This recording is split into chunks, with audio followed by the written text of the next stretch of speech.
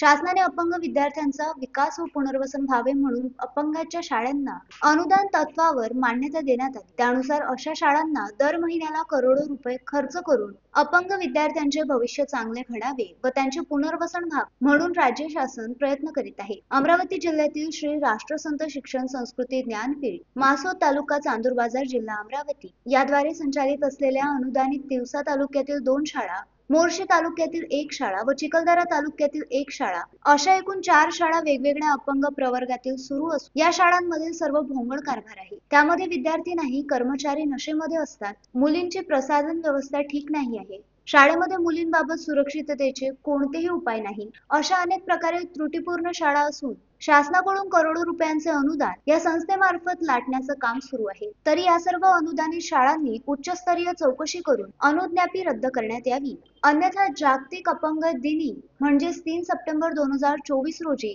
आपल्या कार्यालयासमोर आमरण उपोषण करण्यात येईल, असे निवेदन मुख्य कार्यकारी अधिकारी यांना देण्यात आले। यावेळी निवेदनकर्ते कांचन कुकडे, अमोल इटीवाले, सुनील कुशवाहा, तेजस नन्नावरे, सुमित इंगोले इत्यादी कार्यकर्ते उपस्थित होते।